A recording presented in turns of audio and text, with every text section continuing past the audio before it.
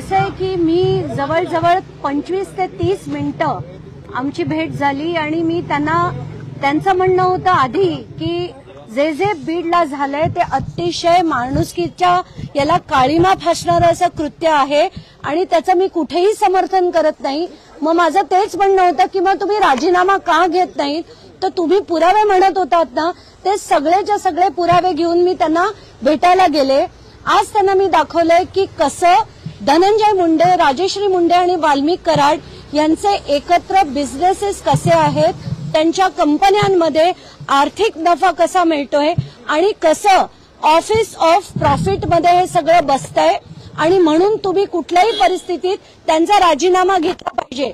त्यासाठी मी त्यांना ministry of home affairs यांनी जे डायरेक्शन्स दिले होते एमएलए आणि मंत्र्यांसाठी ते दाखवले।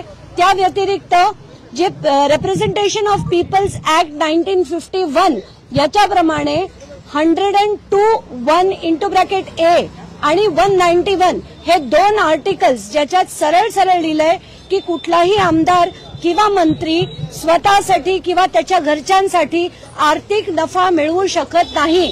तर महाजनकोकडनं यांना कसा नफा मिळतोय हे पेपर्स दाखवले।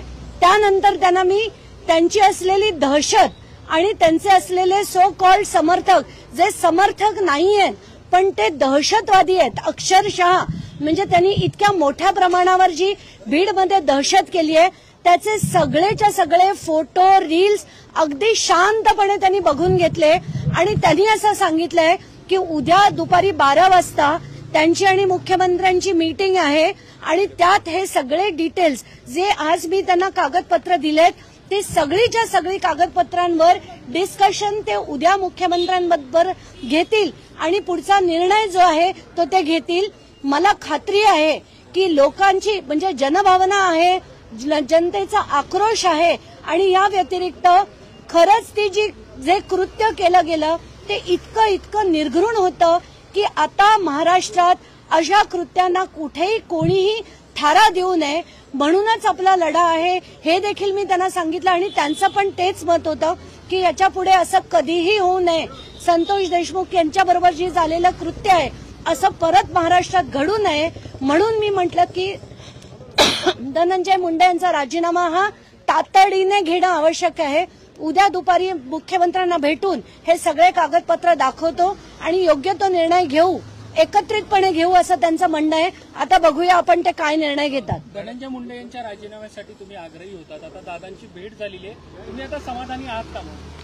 आत्ताच्या घटकेला त्यांनी ज्या पद्धतीने सगळं बघून घेतलं, समजून घेतलं, कारण त्यांना अनेक गोष्टी याच्यातल्या माहिती देखील नव्हत्या, त्या सगळ्याचे पेपर्स मी त्यांना दाखवले आणि या व्यतिरिक्त जे रील्स तिकडे बीडमध्ये कशी मोठ्या प्रमाणावर दहशत आहे हे सगळे मिळून काय करतात, मग ते सुदर्शन गुले असो, विष्णू चाटे असो, यांची सगळ्यांची कशी मिली बघत आहे आणि कसं ते लोकांना दाबतायत, सामान्य माणसाला जगणं कसं कठीण आहे हे सगळं दाखवलं आणि याच्या पुढे असे राजकारणी महाराष्ट्रात नको, म्हणूनच मी त्यांना विनंती केली की यांचा तातडीने तुम्ही राजीनामा घ्या, त्याचं इन्व्हेस्टिगेशन पूर्ण होऊ दे, सगळं खरं काय ते बाहेर निघेलच।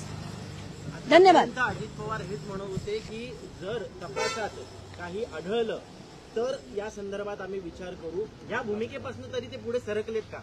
ते आज जे त्यांना मी पेपर्स दाखवले त्याच्यानंतर कुठलीही शंका राहणं शक्यच नाही, कारण त्याच्यात मी सह्यानिशी दाखवलंय, बॅलन्स शीट्स दिल्यात मी त्या कंपन्यांच्या आणि त्याच्यावर त्या बॅलन्स शीटवर धनंजय मुंडेंची सही आहे, राजश्री मुंडेंची सही आहे आणि सरळ सरळ फ्लाय ऍश महाजनकोकडनं ते विकताना दिसतायत, आर्थिक नफा त्यांना मिळतोय आणि ह्या कंपनीमध्ये तिघही आहेत, धनंजय मुंडे आहेत, राजश्री मुंडे आणि वाल्मिक कराड देखील आहेत।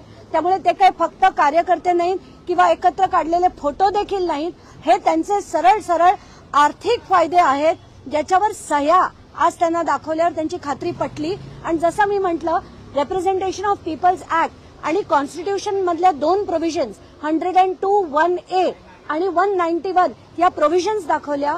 मिनिस्ट्री ऑफ होम अफेअर्स नी केलेलं जे डिटेलिंग होतं की असं ऑफिस ऑफ प्रॉफिट कुठलाही आमदार किंवा मंत्री मिळवू शकत नाही, हे जेव्हा दिसलं तेव्हा ते म्हणाले हे गंभीर आहे आणि मी उद्या मुख्यमंत्र्यांबरोबर याची चर्चा करेन. ऑफिस ऑफ प्रॉफिट जर होत असेल तर फक्त राजीनामा घेऊन मंत्र्यांचा भागेल का, की हा कॉग्निझेबल ऑफेन्स सुद्धा आहे, त्याच्यावर कारवाई सुद्धा करावी लागेल? एक तर हा कॉग्निझेबल ऑफेन्स आहे आणि इलेक्शन कमिशननी जर ठरवलं तर त्यांचं मंत्रीपदच काय, त्यांची आमदारकी सुद्धा रद्द होईल.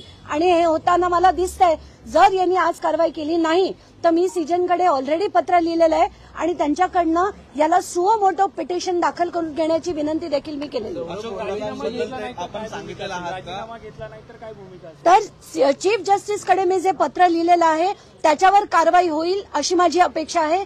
तिथेही नाही झाली तर रिट जे फाईल करायचंय ते मी डेफिनेटली फाईल करणार आहे. हे पब्लिक इंटरेस्ट खरं तर रिटपेक्षा पब्लिक इंटरेस्ट लिटिगेशन आहे, कारण सगळीकडे हे जेवढे आपण आत्ताच्याच आत्ता पुण्यातल्या घटना बघितल्या, संभाजीनगरच्या बघितल्या, जेवढे राजकारणी असतात त्यांची दहशत कशी असते, ते पदाचा गैरवापर कसा करतात हे आपण पदोपदी बघतोय. आणि हे थांबवण्यासाठी जेवढी यंत्रणा आहे, पोलीस यंत्रणा असो, बाकीची यंत्रणा असो, रुग्णालय असो, जेल्स असो, सगळ्यांना आता शिस्त लावण्याची गरज आहे. अशोक थोरातांबद्दलचा मुद्दा आहे तो देखील अजित पवारांना मांडलेला आहे का? काय नक्की मुद्दा होता आणि अजित पवार त्याबद्दल काय बोलतात? मी अशोक थोरातांचा मुद्दा देखील त्यांना सांगितला. त्यांचं असलेलं अंबेजोगाईचं हॉटेल देखील दाखवलं, त्यांच्या केसमध्ये असलेलं हॉस्पिटल देखील त्यांची माहिती दिली.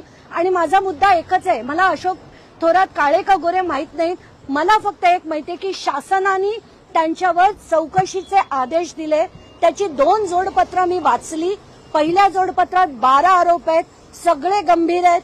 दुसऱ्या जोडपत्रात 12, असे 24 आरोप त्यांच्यावर शासनाने लावले आहेत. 3.5 वर्ष गेले, त्याची चौकशी चालली आहे, पण ती चौकशी अजून संपलेली नाही. म्हणून त्यांनी 2दा VRSचा अर्ज केला, तो देखील फेटाळला गेला. त्याच्यात किती तथ्य आहे ते त्यांनी शोधावं. यंत्रणा त्यांच्या हातात आहेत, माझ्या हातात नाही. पुरावे देणं माझं काम आहे, ते मी केलेलं आहे. मॅडम, सुरुवातीपासून तुम्हाला या प्रकरणात धमक्या पण मिळाल्या होत्या. या प्रकरणात आता पक्षप्रमुख म्हणून अजित पवार तुम्हाला न्याय देतील असं वाटतंय का? तुम्ही राजीनाम्याची मागणी करताय? आज अतिशय गंभीरपणे त्यांनी प्रत्येक गोष्ट ऐकली आणि प्रत्येक गोष्ट त्यांनी रील्स पासनं, फोटोग्राफ्स पासनं, पेपर्स पासनं सगळं अतिशय गंभीरपणे त्यांनी बघितलंय. याचा अर्थ ते आता जर एवढं दाखवून सुद्धा जर त्यांनी कारवाई नाही केली तर ते अतिशय चुकीचं घडेल आणि ते करतील अशी अपेक्षा नक्कीच आहे. कारण मी त्यांच्या विरुद्ध टोकाची भूमिका घेऊन लढली आहे. 36चा आकडा आहे माझा आणि अजित पवारांचा, पण भ्रष्टाचार हा वेगळा असतो. हे जे कृत्य आहे ना ते किळसवाणी होतं, क्रूर होतं आणि हे